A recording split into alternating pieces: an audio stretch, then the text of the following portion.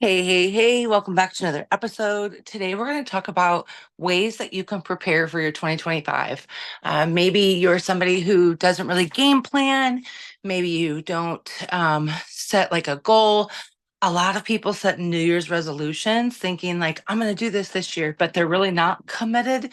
So they break the New Year's resolution, and then it becomes this just another year of not getting something accomplished, or not hitting a goal that you've been dreaming of hitting, forever. Like, you just never know what is on the other side of your fear. And if you can plan accordingly, you'd be amazed at what goodness will come your way. Like, you will just be amazed. All right. So really quickly, I am just trying to see how this will shrink up for me. It's being silly, but I'm sure you can still hear me. So I am going to share with you a few things that have worked for me, that I truly, absolutely am grateful that they've worked for me. I'm grateful that I have been doing them. But there's a few things that I want you to ask yourself before you before you get started. Like, you got to ask yourself some questions before you set up some goals, right? um so the first thing that I would ask you is, what do you need to believe? And I know this can sound so crazy, but I asking yourself, like, what do you need to believe in? And then the second question that I want you to ask yourself is, what exactly do you need to believe to guarantee your results? I know that sounds so silly, right? But belief is everything. If you don't have that actual inner belief, like deep down inside you, and you aren't building that belief, then you're going to struggle hitting any goal or being successful in any way that you want to be. And you're probably just going to stay stagnant a lot, and you're going to have a lot of failure and a lot of quitting. The third thing I want you to ask yourself is, what set of beliefs do you need to believe? What I mean by that is, we all have our inner beliefs. We all have like our moral compass, and somehow you have that, right?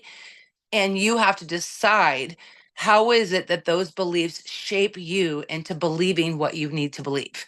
And so that's something that I want you to, like, write that down, get a piece of paper, and then create some affirmations around those questions. So, like, if you realize that you need to believe more, that money is currency and that it is good for us. Maybe you were somebody who, like me, was told when you were little that, like, money was the root of all evil, said, oh, that's in the Bible. And, like, they had all these, like, disbeliefs and these fears around money. And it was like a lack of money mindset. And that created these fears. And so now, every time you're hoping to go for a big money goal with your career or something, and you're like, I would just love to make an extra $5,000 each month. And every time you, like, think of that, you get a headache, or you get sick, or you just feel really gross inside. It's because you don't have that belief, that inner core belief. And your subconscious mind is really, your inner intuition is really just like struggling with that belief, because you have not established working on that belief. That's okay. You can still believe and work on that. That's what these affirmations are going to help you do. So you would say them 2 to 3 times throughout your day. Once in the morning, once at night is great. If you do it in the afternoon, even better.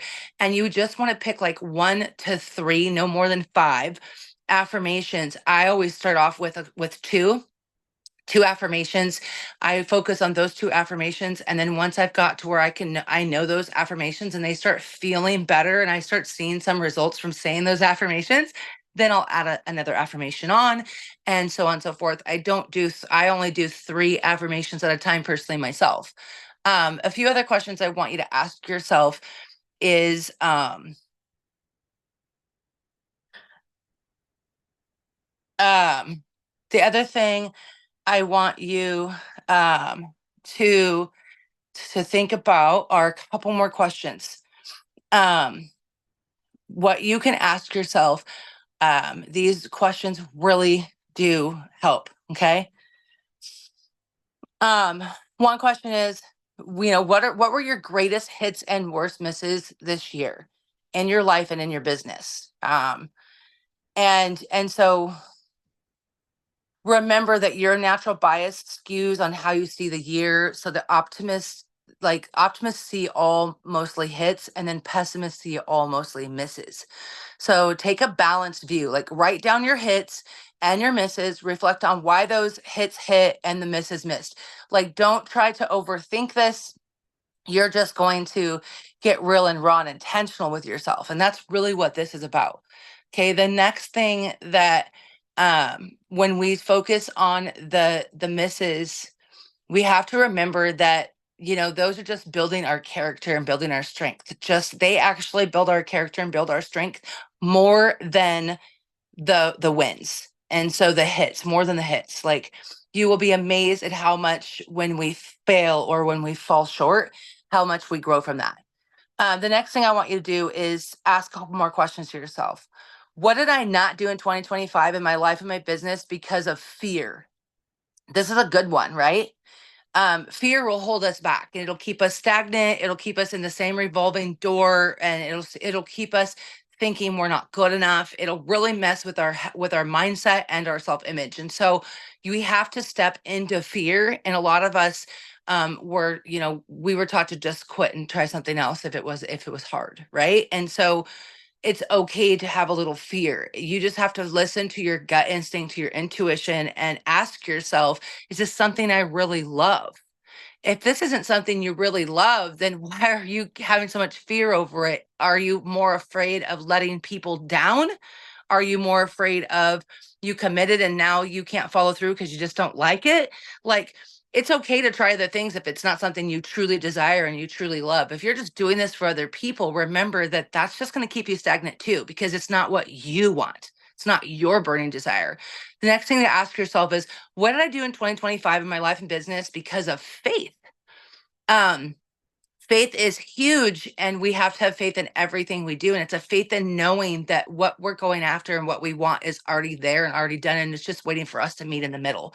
I always say God's waiting for you to put the legs to your prayers. And so I'm not saying grinding and working hard and like all this crazy stuff. I'm talking like in inspirational action each day that's consistent, and 1 to 2 hours a day that you set aside for your business, or set aside to work on your mindset. Like, these are things that we do. And faith really does get stronger the more consistent we are with our belief system, and the more we're practicing those affirmations, the more we're in prayer, the more we're breathing life over ourselves and others. Instead of speaking negative, we're speaking good stuff over us, right?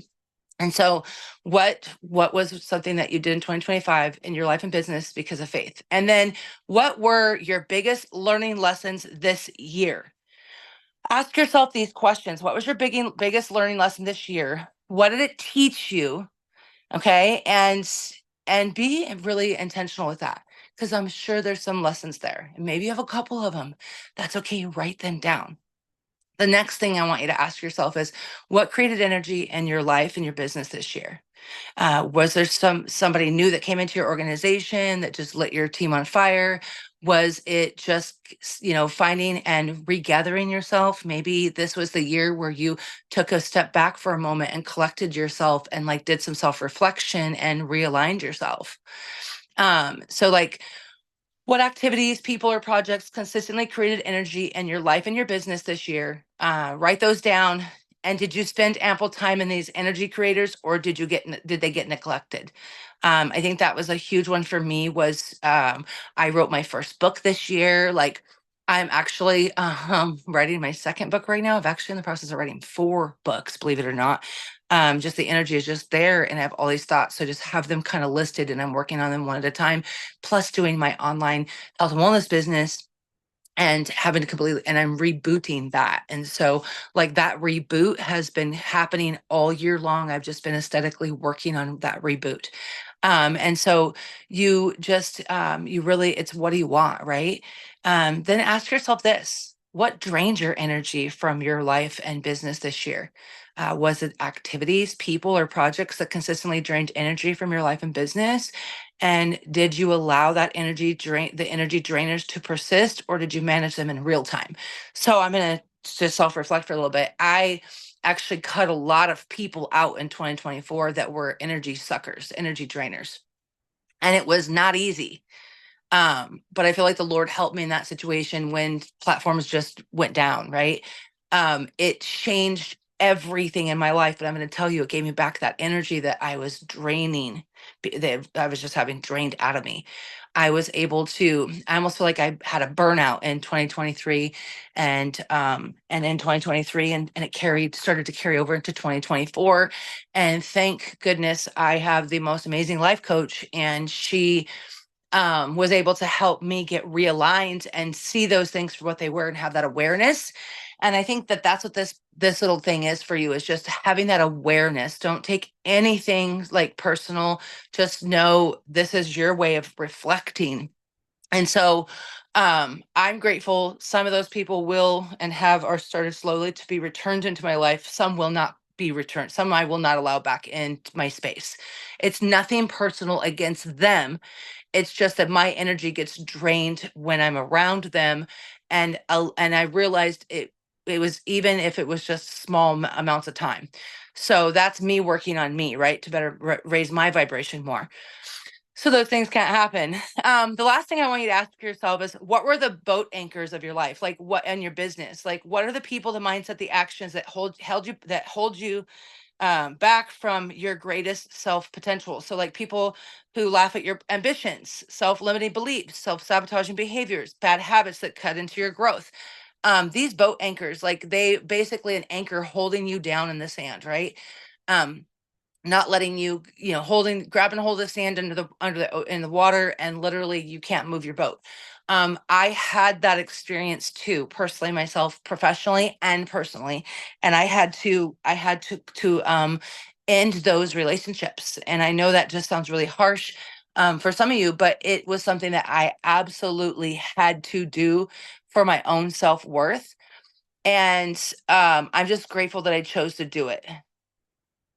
So um I am fully aware of like what works and what doesn't work for everybody, but I'm so grateful that I chose to work on myself throughout the whole process.